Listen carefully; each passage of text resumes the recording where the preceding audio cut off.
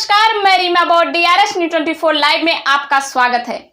ललई यादव का कहना है कि केंद्र को मोदी तथा प्रदेश को योगी सरकार को सवालों के कटघरे में खड़े करते हुए उन्होंने तीखा सवाल करते हुए तंज कसा कि यदि देश में कोरोना है तो उसका प्रोटोकॉल पूरे देश में लागू होना चाहिए। उन्होंने सरकार से सवाल पूछा कि क्या कोरोना दल धर्म और जात के आधार पर लोगों को शिकार बनाता है। पत्रकारों को सुरक्षा, हत्या, मानदेय तथा पत्रकार सुरक्षा कानून लागू करने के संबंध में उन्होंने बताया कि आगामी विधानसभा चुनाव 2022 से पहले पार्टी के राष्ट्रीय अध्यक्ष अखिलेश यादव इस समस्या के बारे में बात करेंगे और समाजवादी पार्टी की सरकार बनने पर पार्टी पत्रकार सुरक्षा कानून लागू करने पर विचार करेगी। उपरोक्त बातें उन्होंने अधिवक्ता समिति शाहगंज के नवनिर्मित मीटिंग हॉल के उद्घाटन समारोह को संबोधित करते हुए कहा। धर्म और जाति के आधार पर निर्णय दिए जा रहे हैं। महंगाई चरम सीमा पर है। 400 का गैस 1000 में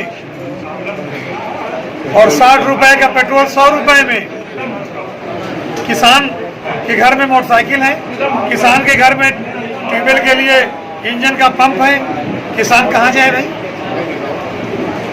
महंगाई चरम सीमा पर है और किसान का उपज पैदा होने के बाद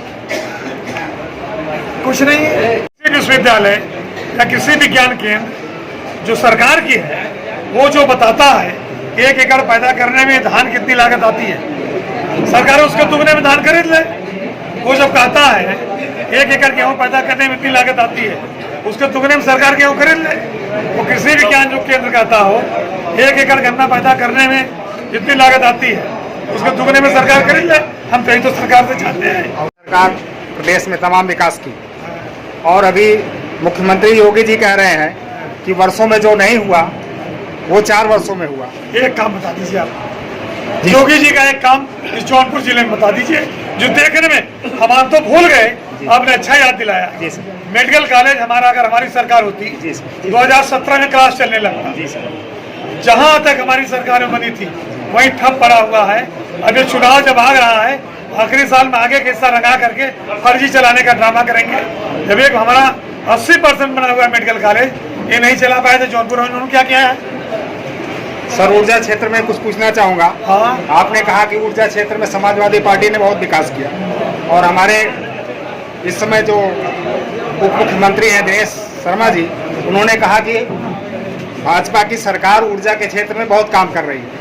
इस पर कुछ विचार देते हैं। मैं आपसे जानना चाहता हूँ जी सर, माननीय दिनेश शर्मा जी अगर किसी माध्यम से मेरी बात सुन लें जी तो सिर्फ वो इतना बता दें कि मार्च 2017 के बाद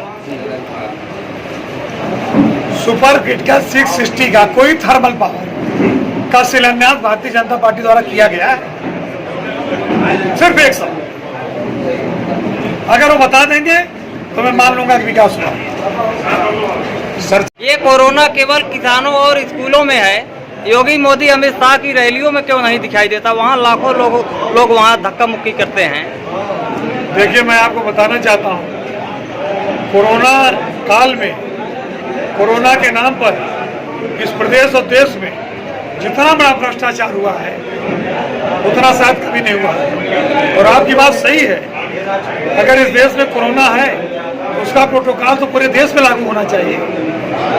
आखिर कोरोना में किसी दल के आधार पर आप प्रतिबंध करो, किसी धर्म के आधार पर प्रतिबंध करो, किसी क्षेत्र के आधार पर प्रतिबंध करो, तो आप पूछना चाहते हैं सरकार से क्या कोरोना दल के आधार पर, धर्म के आधार पर या जाति के आधार पर शिकार बनाता है क्या? आपकी बात सही है और मैं समझता हूँ कोरोना के नाम पर जिस तरह से धन का बंदर बांट हुआ है इसकी एक व्यापक जांच होनी चाहिए जी। और पत्रकारों की हत्या हो रही है लेकिन सरकार कोई कानून लागू नहीं कर रही है। पत्रकार सुरक्षित नहीं है सरकार के कार्यकाल। ये बात हमारी सरकार ने बार बार उठाई। अभी जब सदन विधानसभा का चल रहा था, हमारे नेता माननीय राम गोविंद चौधरी ने विधानसभा के अंदर इस बात को उठाया था कि जो सदन के अंदर पत्रकार दीर्घा है वहाँ जब पत्रकार मौजूद रहते हैं तो सारी बात तो सुनते हैं और समाज में उसे भेजने का काम करते हैं। आप उनको हटा करके सदन को तानाशाही तरीके से चलाना चाहते हो। जो सदन के अंदर की बात बाहर नहीं जा रही है, इससे लोकतंत्र सही नहीं है। ये बात हमारे नेता ने उठाई थी और हमारे नेता माननीय मुलायम सिंह यादव जी ने और हमारे नेता और राष्ट्रीय अध्यक्ष माननीय अखिलेश यादव जी ने जब जब वो सरकार में रहे हैं, पत्रकारों के लिए सबसे ज्यादा काम उन्होंने किया। जी, कोई मानदेय भी नहीं मिलता, कुछ सरकार नहीं मैं देती। घोषणा कुछ नहीं करना चाहता जी लेकिन हमारे नेता माननीय अखिलेश यादव जी चुनाव से पहले जरूर आप लोगों के बारे में बात करेंगे। जी, तो क्या पत्रकार सुरक्षा कानून लागू करेगी सपा सरकार, ऐसा क्या कहेंगे? पत्रकार, वकील, आम आदमी सहित इस देश के हर नागरिक को सुरक्षा, शिक्षा, स्वास्थ्य आप देख रहे थे और रोजी रोटी की DRS न्यूज गारंटी 24 सरकार को लाइव। देनी चाहिए। धन्यवाद। धन्यवाद।